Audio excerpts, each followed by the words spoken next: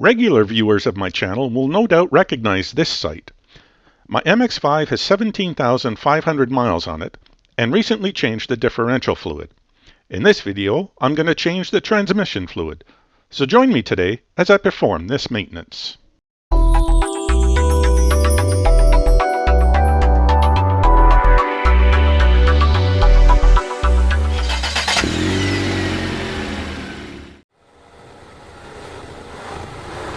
I've said before that these orange ramps have served me well in the past. The drawback of using these ramps today is that I need to get the vehicle as level as I can. The transmission fluid level needs to be checked with the car in the air, so I will trade out these ramps for my trusty quick jacks.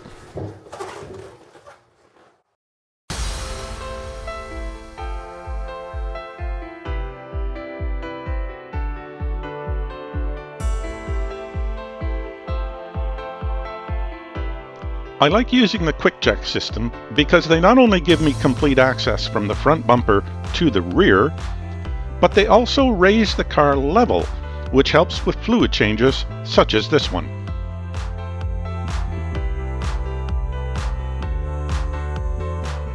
This car is still under warranty, so I'm going to use the oil recommended in the owner's manual. So I picked up 2 bottles of oil from my Mazda dealership. I also picked up a package of crush washers to go along with them.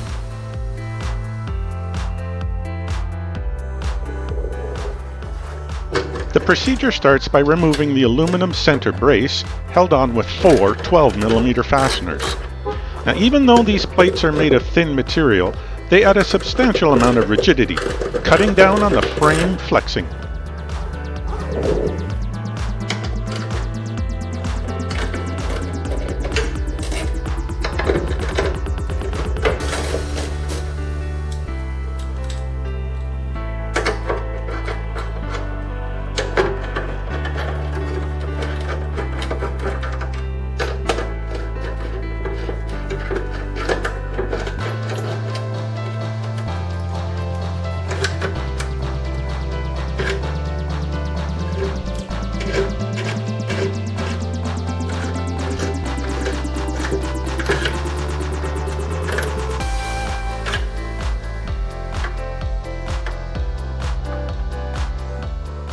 These 2 plugs are today's targets. The top plug is for the refill port, and the bottom plug is for the drain port. I will remove the fill plug first, because if I drain the transmission but cannot remove the fill plug for some reason, I will not be able to fill the gear case. Both plugs require a 24mm wrench or socket.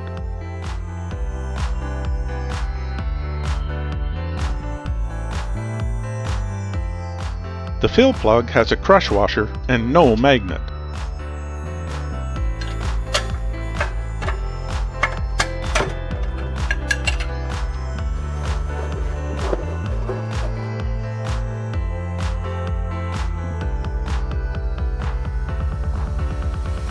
You can see that once again I've forgotten to wear my gloves for this procedure.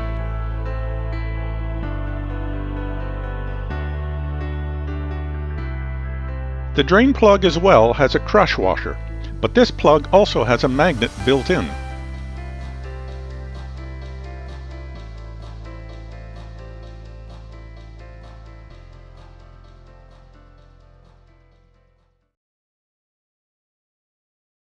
This view illustrates how the magnet captures loose material from inside of the gear case.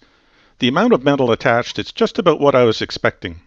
All gear sets will lose some material during the break-in period, and what I have here is not an overly excessive amount.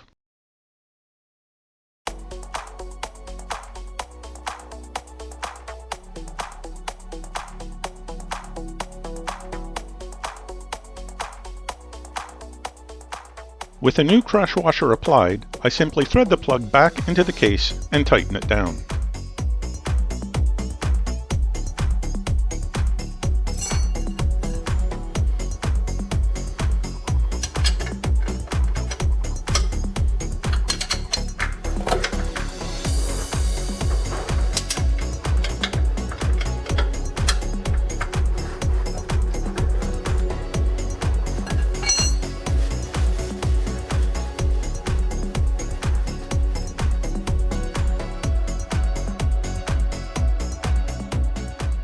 Here, I'm inserting the end of the tube from my fluid pump into the fill port.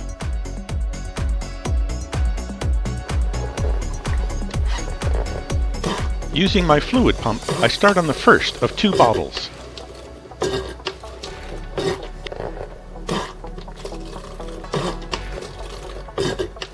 This pump system works well in transferring the fluid.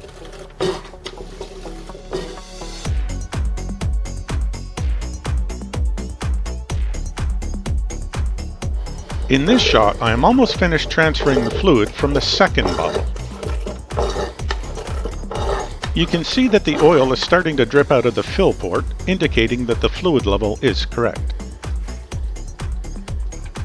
Even though the bottles are packaged slightly less than the owner's manual recommendations, there is clearly enough fluid in the transmission case. I'm guessing this is similar to an engine oil change, where there's still some oil left in the crankcase after draining. This is a strong case for using the quick jack system for this procedure.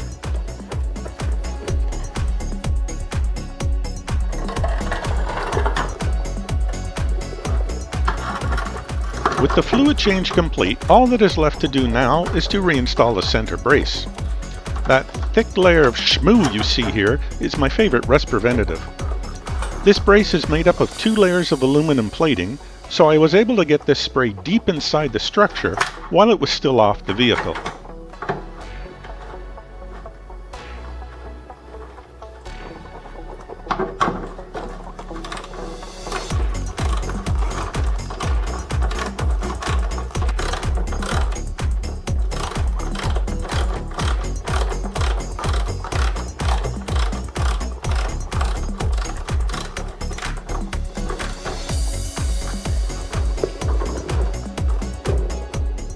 So that was my take on a manual transmission fluid change on my MX-5.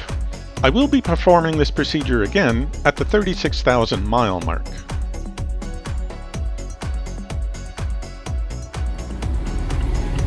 So for now, I'm going to enjoy racking up the miles on this car.